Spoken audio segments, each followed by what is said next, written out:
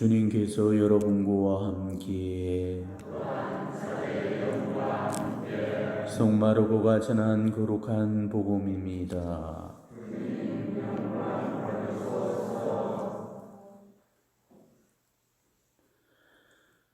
그때 율법학자 한 사람이 예수님께 다가와 모든 계명 가운데서 첫째가 하는 계명은 무엇입니까? 하고 물었다. 예수님께서 대답하셨다. 첫째는 이것이다. 이스라엘아 들어라. 주 우리 하나님은 한 분이신 주님이시다. 그러므로 너는 마음을 다하고 목숨을 다하고 정신을 다하고 힘을 다하여 주 너의 하나님을 사랑해야 한다. 둘째는 이것이다. 너의 이웃을 너 자신처럼 사랑해야 한다. 이보다 더 큰 계명은 없다. 그러자 율법학자가 예수님께 말하였다. 훌륭하십니다, 스승님. 그분은 한 분뿐이시고 그 밖에 다른 이가 없다 하시니 과연 옳은 말씀이십니다. 또 마음을 다하고 생각을 다하고 힘을 다하여 그분을 사랑하는 것과 이웃을 자기 자신처럼 사랑하는 것이 모든 번제물과 희생제물보다 낫습니다. 예수님께서는 그가 슬기롭게 대답하는 것을 보시고 그에게 너는 하느님의 나라에서 멀리 있지 않다 하고 이러셨다. 그 뒤에는 어느 누구도 감히 그분께 묻지 못하였다. 주님의 말씀입니다.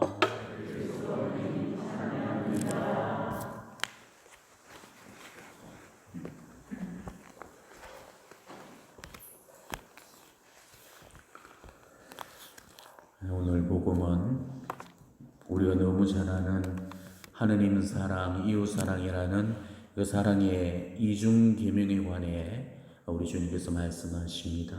하느님 사랑과 이웃 사랑, 이것은 마치도 동전의 양면과도 같아서 어느 것도 중요하지 않은 그런 계명은 없고 동률의 그런 계명이랍니다.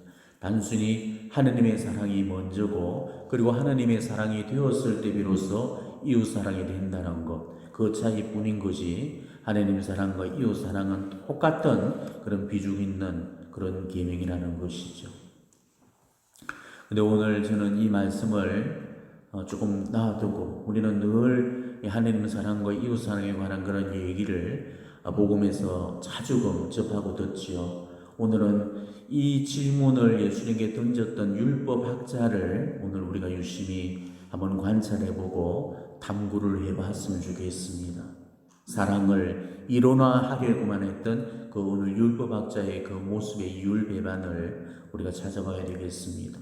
오늘 율법학자가 예수님께 최고 하는 계명이 뭐냐는 그런 질문을 던졌죠. 하지만 이거는 사실 웃기는 소리입니다. 질문이라고 할 수도 없는 그런 소리죠. 왜냐하면 이스라엘에서 그냥 삼척동자도 다 물으면 다 아는 너무나도 뻔한 그런 질문을 예수님께 던졌던 것입니다. 신명기 6장 4절 뭔지 아십니까?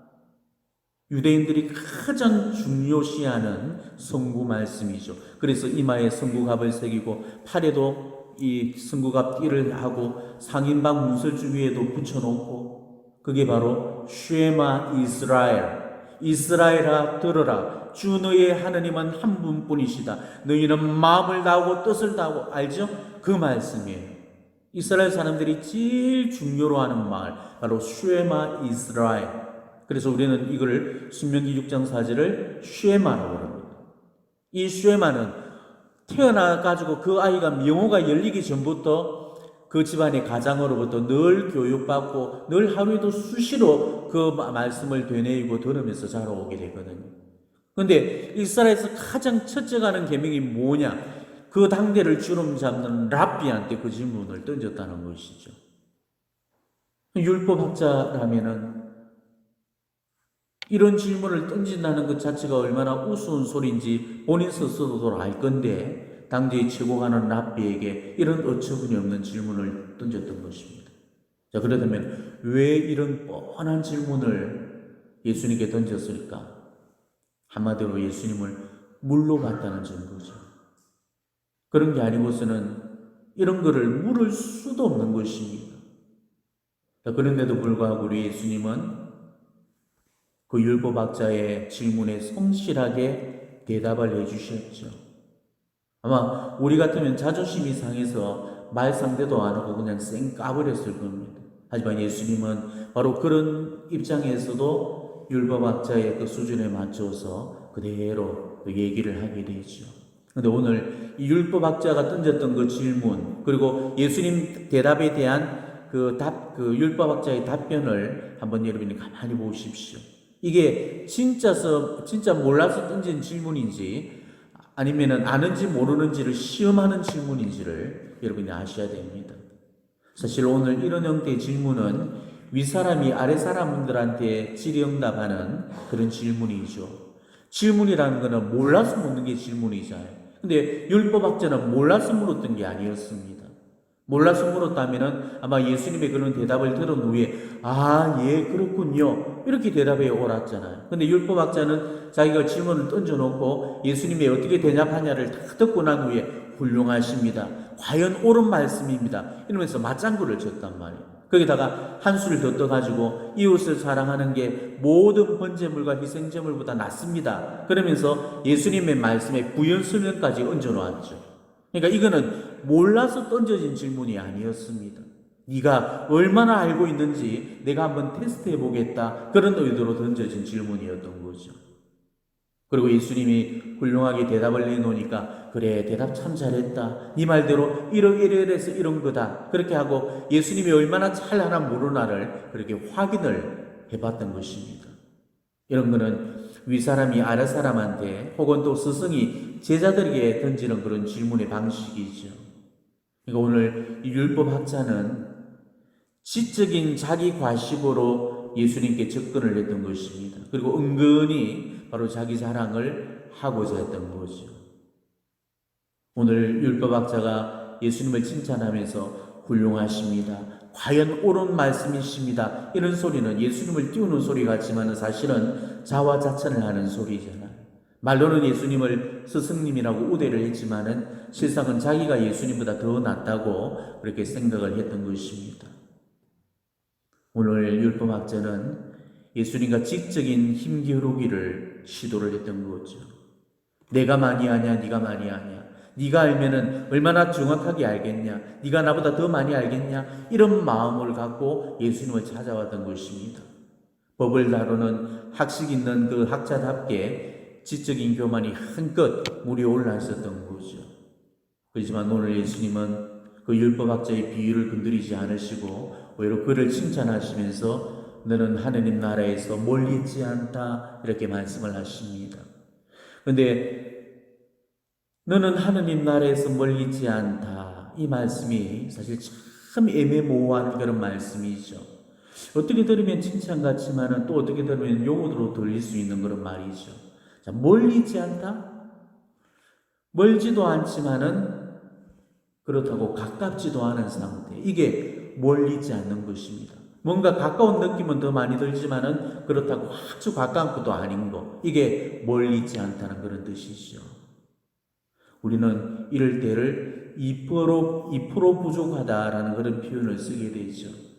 오늘 이 율법학자의 그 믿음이 우리 주님께로부터 완전히 인정받기 위해서는 뭔가 2%가 부족했던 것입니다. 우리는 2%를 대수롭지 않게 생각하겠지만 이 2%의 차이가 우리 구원의 문제에 있어서만큼은 엄청난 차이를 불러오게 되는 것입니다. 구원을 받느냐 못 받느냐, 그 향방을 갈라놓을 만큼 큰 변수로 작용하는 그 비율이 바로 2%입니다. 그 예가 이 부자 청년의 이야기에서 나오는 그 부자 청년이었죠. 어릴 때부터 나는 이런 것도 지켰고 저런 것도 지켰고 어느 한 계명도 소홀히 여기거나 부족함이 전혀 없던 것이 청년이었습니다. 그렇지만 오로지 한 가지, 자기의 그 많은 재산을 가난한 사람들에게 나눠주고 나를 따르라는 그런 예수님의 부름 앞에 울상이 되은 채로 떠나가 버리게 되죠.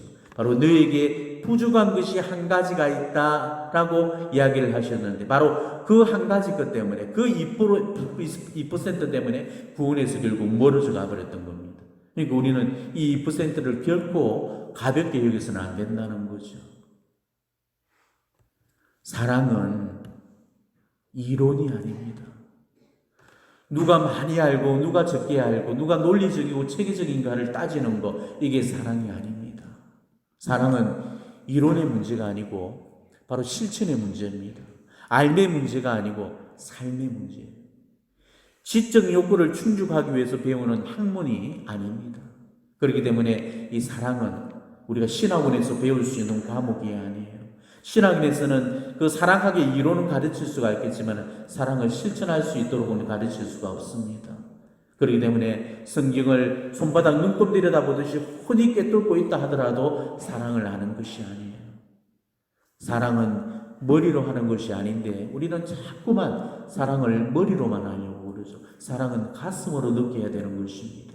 오늘 이 율법 학자처럼 아무리 사랑에 관해서 정확한 개념과 그 정의를 가졌다 할지라도 그 사랑이 이론에 그친다면 그 이론은 말짱꽝이죠. 말장난인 사변적인 궤변에 지나지 않는 겁니다. 바로 그 대표적인 예가 착한 사마리아인의 비유에서 나오는 강도 떼를 만나서 쓰러진 사람 곁을 무심코 지나쳐 버렸던 바로 그 레위인과 제사장이 그랬죠. 사랑에 관해서 가장 많은 말을 했던 그 사람들이었습니다. 아마 구약의 최고의 계명이었던 하느님 사랑과 이웃 사랑을 늘 자주 설교를 했을 겁니다. 그리고 자기들의 이런 이론적인 사랑을 실천적으로 증명해 보여야 됐던 그 결정적인 순간에 무중하게도 찬바람을 일으키고 지나쳐 버렸죠. 자기 사랑이 거짓이었다는 것이 탄로가 나버렸던 것입니다. 오늘 율법학자처럼 우리 역시도 사랑에 관한 그런 완전한 지식을 소유하는 일도 정말 중요하겠지만 그보다 우리가 아는 그런 이론적인 그런 사랑을 내 삶에서 하나씩 실천하면서 사는 것, 그게 훨씬 더 중요하고 소중한 일입니다. 제가 알고 있는 어느 분이 계신데 말씀을 전하는 선교사이십니다. 근데 이분은 기가 막히게 말씀을 잘 전하십니다. 마이크만 잡고 얘기만 했다 하면은 청중들의 마음을 사로잡고 청중들을 울리다 웃기다 반복을 하면서 완전히 압도를 시키죠. 거기다가 여러 가지 은사들도 뛰어나서 예언이며 치유며 구마며, 그래서 사람들에게 이 하나님의 말씀도 들려주고 하나님의 위로도 전해주고 정말 너무나 좋은 그런 하나님의 은사를 많이 가지고 계신 그런 은사자였습니다. 그런데 말씀은 그토록 유창하게 하시는데 제가 그 사는 글을 그분 가까이서 이렇게 뵈면서 전혀 자기 말씀과는 반대되는 그 삶을 사시는 모습을 보게 되었습니다. 입으로는 정말 너무나 아름다운 꽃과 같은 그런 사랑을 가르쳤지만은 몸으로는 사랑이 전혀 없는 그런 무자비한 모습을 보여줬던 것입니다. 그분의 이율배반적인 그런 모습을 안 순간부터 저는 그분이 더 이상 존경스럽지가 않았습니다. 바오로 사도께서도 말씀하셨죠. 내가 인간의 여러 언어와 천사의 언어로 말한다 할지라도 나에게 사랑이 없으면 나는 요란한 징이나 소란한 꽹과리에 지나지 않습니다. 내가 예언하는 능력이 있고 모든 신비와 모든 지식을 깨닫고 산을 옮길 수 있는 큰 믿음이 있다 하더라도 나에게 사랑이 없으면 나는 아무것도 아닙니다. 내가 모든 재산들을 나누어주고 내 몸까지 자랑스럽게 넘겨준다 하여도 나에게 사랑이 없으면 나에게는 아무 소용이 없습니다. 이렇게 얘기를 했습니다. 그러면서 사랑에 관한 얘기를 그 다음 쭉 열거하면서 들려주시는데 정말 여러분들이 나한테 사랑이 있는지 없는지를 알려면은 이 바오로 사도께서 하셨던 이 사랑의 은사에 관한 이 부분에 나오는 사랑이라는 그 말 대신에 나라는 말을 집어넣어 보면은 우리가 그것을 분별해낼 수가 있을 겁니다. 지금 내 이웃들한테, 특히 가족이라는 이름들의 그런 식구들한테, 그리고 내 주변에서 만나는 그런 사람들한테 내가 얼마나 사랑을 실천하고 있는지 바로 바오로 사도의 고린도 말씀, 전서의 말씀에서 한번 찾아보도록 하십시오. 사랑은 참고 기다립니다. 즉 나는 참고 기다립니다. 사랑은 친절합니다. 나는 친절합니다. 사랑은 시기하지 않고 뽐내지 않으며 교만해하지 않습니다. 자, 나는 시기하지 않고 뽐내지 않고 교만하지 않습니까? 사랑은 무리하지 않고 나는 무리하지 않습니까? 사랑은 자기 이익을 추구하지 않으며 나는 내 개인의 이익을 추구하고 있지 않습니까? 나는 성을 내지 않고 나는 앙심을 품지 않습니다. 나는 불의에 기뻐하지 않고 나는 진실을 두고 함께 기뻐합니다. 나는 모든 것을 덮어주고 나는 모든 것을 믿으며 나는 모든 것을 바라고 나는 모든 것을 견디어냅니다. 자, 어떻습니까? 지금 내 사랑이 얼마나 진실된 것인가를 자기 스스로가 자가 진단을 해볼 수 있을 겁니다. 지금 나한테서 어떤 애덕이 모자라고 또 무슨 애덕을 필요로 하는지를 다시 한번 잘 헤아려 보시고 오늘 그 애덕에 덕을 주시라고 오늘 이 미사 중에 청해 보시기를 바랍니다. 아멘.